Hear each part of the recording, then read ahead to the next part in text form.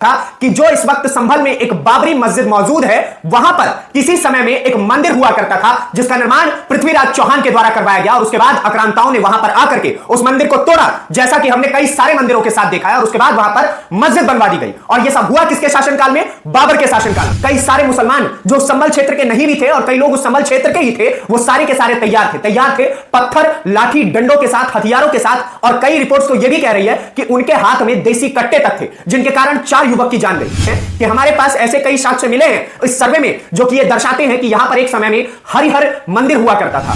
हालांकि हमने ये भी देखा है कि उसने और भी कई बाबरी मस्जिद बनवाई थी, लेकिन अब बाबर की जितनी भी बाबरी मस्जिद थी वो सारे के सारे जमीन में समतल किए जा रहे हैं और धीरे धीरे करके वहां पर मंदिर बनाए जा रहे हैं। उसके बाद योगी आदित्यनाथ जी का तो सबसे पहले धन्यवाद करना ही चाहिए, क्योंकि उनके प्रशासन ने जिस प्रकार से लाठी डंडों का, बंदूकों का, रबर बुलेट्स वाली बंदूकों का प्रयोग किया है वो देखने वाली चीज है। 19 नवंबर 2024 को 2 शख्स, एक विष्णु शंकर जैन और दूसरे महंत ऋषि राजगिरी जी, दोनों के दोनों पहुंचते हैं संभल की निचली अदालत में। और वो वहां पर पहुंच करके एक ऐसा दावा सामने रखते हैं जिसे सुन करके मुस्लिम पक्ष के पसीने छूट गए और पूरे भारतवर्ष के हिंदुओं में एक अलग ही प्रकार की मुस्कान देखने को मिली। कारण क्या?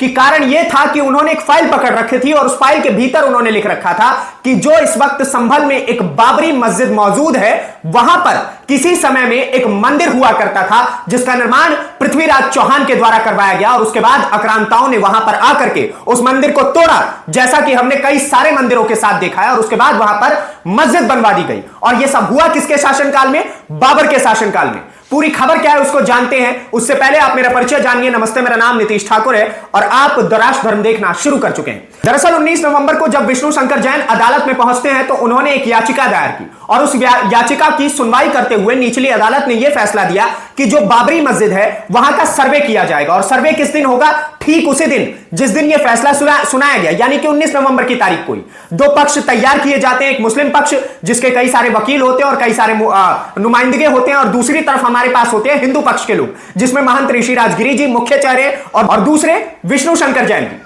ये सारे के सारे पक्ष उस मस्जिद में पहुंचते हैं और उसके बाद वहां का सर्वे शुरू करते हैं। सर्वे किसी कारण वहां पर समाप्त नहीं हो पाता है तो अगली तारीख मुस्लिम और हिंदू पक्ष दोनों मिलकर के तय करते हैं कि अगली तारीख यानी कि 24 नवंबर को यहां पर दूसरा सर्वे करने के लिए ये टीमें पहुंचेंगी। जब दूसरे दिन ये सर्वे के लिए पहुंचते हैं 24 नवंबर की तारीख को, तो वहां पर एक अलग ही मंजर देखने को मिलता है। पूरी की पूरी एक प्लानिंग और प्लॉटिंग के तहत कई सारे मुसलमान जो संभल क्षेत्र के नहीं भी थे और कई लोग उस संभल क्षेत्र के ही थे, वो सारे के सारे तैयार थे पत्थर, लाठी, डंडों के साथ, हथियारों के साथ। और कई रिपोर्ट्स तो यह भी कह रही है कि उनके हाथ में देसी कट्टे तक थे, जिनके कारण 4 युवक की जान गई। हालांकि जो मुस्लिम पक्ष है उनका कहना यह है कि इन 4 युवकों की जान जो पुलिस वाले हैं उनके द्वारा ली गई है, यानी कि उन्होंने गोलियां चलाई थी। जबकि पुलिस वालों का कहना है कि हमने केवल रबर बुलेट्स फायर की थी, वो भी भीड़ को रोकने के लिए और शांत करने के लिए, क्योंकि लगातार वो लोग संभल को कश्मीर बनाए हुए थे और लगातार पुलिस वालों के ऊपर पत्थर चलाए जा रहे थे। लेकिन इसके बावजूद भी विष्णु शंकर जैन जो है वो डरे नहीं और उन्होंने इस सर्वे को समाप्त किया। और उसके बाद की कई फुटेजेस में विष्णु शंकर जैन के चेहरे पर एक तेज नजर आता है और वो कह रहे हैं कि हमारे पास ऐसे कई साक्ष्य मिले हैं इस सर्वे में जो कि ये दर्शाते हैं कि यहां पर एक समय में हरिहर मंदिर हुआ करता था और उसी मंदिर को लेकर के ये सारा का सारा केस चल रहा है। अब उसके इतिहास की ओर नजर डालते हैं तो मैं आपको बता दूं कि पिटीशन में यह बोला गया है कि 1526 में बाबर ने इस मंदिर को तुड़वाया, हरिहर मंदिर को तुड़वाया और वहां पर उसने क्या किया? वहां पर बाबरी मस्जिद बनवाई। हालांकि हमने यह भी देखा है कि उसने और भी कई बाबरी मस्जिद बनवाई थी, लेकिन अब बाबर की जितनी भी बाबरी मस्जिद थी वो सारे के सारे जमीन में समतल किए जा रहे हैं और धीरे धीरे करके वहां पर मंदिर बनाए जा रहे हैं। हालांकि अब इसको लेकर के धीरे धीरे प्रतिक्रियाएं भी सामने आनी शुरू हो गई थी, जैसे कि असदुद्दीन ओवैसी जो कि अपने आप को मुसलमानों का नुमाइंदगा कहता है। हालांकि वो मुसलमानों के गर्त में पहुंचाने का सबसे पहला जो खिताब है वो उसी के नाम पे जाएगा। दूसरे समाजवादी पार्टी के जो संभल से सांसद आते हैं उनकी भी प्रतिक्रिया आई और उन्होंने कहा कि हम यहां पर ऐसा कुछ नहीं होने देंगे।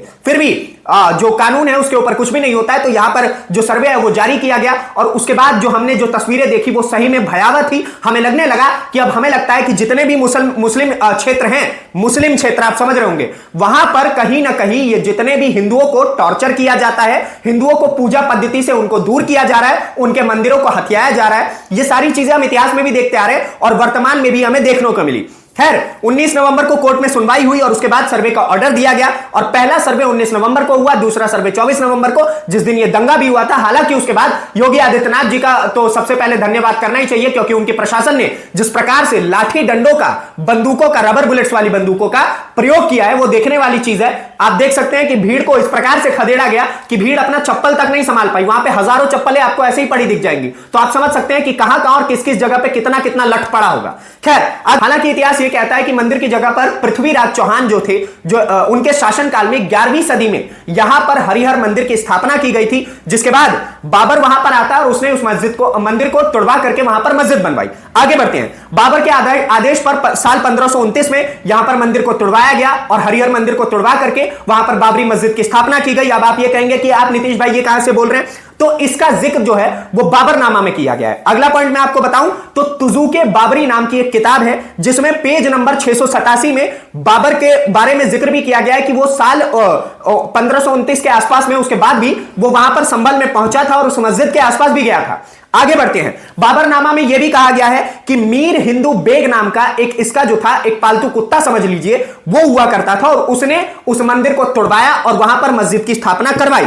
आगे मैं बताऊं तो आईने बाबरी नाम की एक किताब है, जिसमें जो उसका बेटा बाबर का जो बेटा था उसने एक किताब लिखवाई थी। उसमें यह कहा गया है कि संभल में हरिमंडल नाम का एक मंदिर था, जिसका एक हिंदू परिवार जो था, ब्राह्मण परिवार जो था, उसका पूरा जो देखभाल करना कहते हैं वो देखभाल किया करता था। और यह भी कहा गया है कि उसी ब्राह्मण परिवार से जो 10वां अवतार है विष्णु जी का, कल्कि अवतार जो है वो प्रकट होगा और वही उसी मंदिर से जन्म लेगा। ये सारी बात इस किताब में भी कही गई है, आईने अकबरी में। हालांकि उसके बावजूद भी इन सारी चीजों को मुस्लिम पक्ष जो है वो डिनाई करता है, कह रहा है कि हम इन किताबों को नहीं मानते, हम तो सिर्फ जी प्लेसेस ऑफ वर्शिप एक्ट को मानते हैं। प्लेसेस ऑफ वर्शिप एक्ट आप जानते होंगे कि उनका यह कहना है कि जितने भी मंदिर और मस्जिद हुआ करते थे 1947 के बाद, वो उसी स्वरूप में रहेंगे। आप चाहे कितना भी उस पर दावा ठोक लीजिए, आपको वो मंदिर नहीं मिलने का है। चाहे उस पर मस्जिद बन गई हो, लेकिन अब वो मंदिर आपको नहीं मिलेगा, आपके लिए वो कितनी इंपॉर्टेंट जगह हो। लेकिन उसके बावजूद भी विष्णु शंकर जैन की तरफ से एक तर्क आता है कि प्लेसेस ऑफ वर्शिप एक्ट जो है वो ASI यानी कि आर्कियोलॉजिकल सर्वे ऑफ इंडिया जो है उसके किसी भी मॉन्यूमेंट पे नहीं माना जाएगा। ASI क्या है? ASI एक ऐसा ऑर्गेनाइजेशन है जो पुरानी इमारतें होती है उसकी संरक्षण के लिए ASI को बनाया गया था, और ये जो बाबरी मस्जिद है ये भी ASI के अंतर्गत में ही आती है। तो इसलिए यहां पर प्लेसेस ऑफ वर्शिप एक्ट नहीं माना जाएगा, और यही कारण है कि विष्णु शंकर जैन इस केस को फाइट कर रहे हैं और कह रहे हैं कि हम यहां पर कल की मंदिर दोबारा से बनवा करके रहेंगे और यहां पर ही कल की अवतार का जन्म होगा। इसको लेकर के मुस्लिम पक्ष ने अपना एक अलग ही विधवा विलाप शुरू कर दिया। इस विधवा विलाप से कोई फर्क नहीं पड़ने वाला है, क्योंकि जो कानून है वो भी कहीं ना कहीं साफ तौर से पर्दे के आर पार से देख पा रहा है। और संभल की जो आप समझते होंगे पुराने जमाने में जो नक्शे तैयार किए जाते थे, वो नक्शे संभल की या फिर किसी भी जो डिस्ट्रिक्ट ऑफिस होते हैं वहां पर संभाल के रखे जाते हैं। उस नक्शे में भी ये बताया गया कि यहां पर सही में एक समय पे मंदिर हुआ करता था और उसको तुड़वा करके मस्जिद बनवाई गई है। तो आप समझिए कि कितने जो दो कौड़ी के ये आक्रांता हुआ करते थे, वो आते हैं हमारे क्षेत्रों में, वो आकर के हमारे क्षेत्रों पर हमला करते हैं और उसके बाद हमारे मंदिरों को अपने अंतर्गत में ले लेते हैं।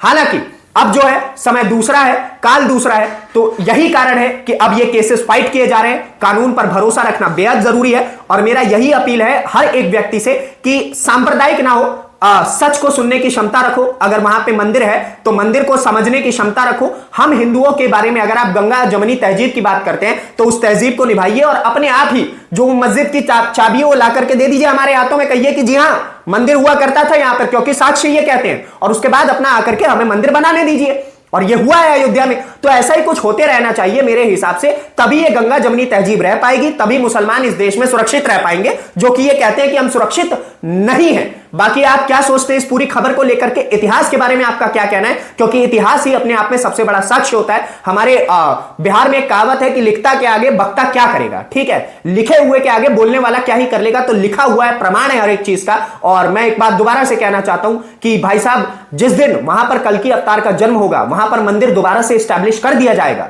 उस दिन जरूर ये जग जो है वो आनंद चमत्कृत होगा और हर किसी का जो है चेहरे पे मुस्कान होगी। मैं यही कहना चाहूंगा कि अंतकाल विजय हमारी होगी, क्योंकि हर चीज में विजय हमारी हुई है। और अंतकाल में यही कहना चाहूंगा कि सभी के सभी सुरक्षित रहें, कानून पर भरोसा रखें। इस प्रकार के सांप्रदायिक दंगों से कुछ नहीं होने वाला है। ये लड़ाई वड़ाई करके कुछ नहीं होगा। कानून है वो अपना काम कर रहा है, और कानून के तहत ही हमने अयोध्या भी ली थी, मथुरा भी लेंगे, काशी भी लेंगे और आने वाला हरिहर मंदिर भी लेंगे। तो इसी प्रकार से हमें काम करते रहना है और सबसे पहले तो विष्णु शंकर जैन और उनके पिताजी जो हैं हरिशंकर जैन, इन दोनों को ही हमें दिल से, तहे दिल से धन्यवाद करना चाहिए, क्योंकि वो एक एक करके जिस प्रकार से केसेस लड़ रहे हैं और हमारे लिए काम कर रहे हैं, ये बहुत ही अच्छी चीज है। अपने सारी चीजों को लेकर के, अपनी जान को खेल करके उनको अभी सिक्योरिटी भी दी गई है, जैसा खबर सुनने में आ रहा है कि अपने जान पे खेल करके वो ऐसे केसेस को लड़ते हैं, तो हमें उनका धन्यवाद करना चाहिए। बाकी आप क्या सोचते हैं इस खबर को लेकर के हमें कमेंट बॉक्स में जरूर बताइए। अगली वीडियो में आपसे फिर से मुलाकात होगी, तब तक के लिए दीजिए इजाजत। धन्यवाद, नमस्कार, जय हिंद।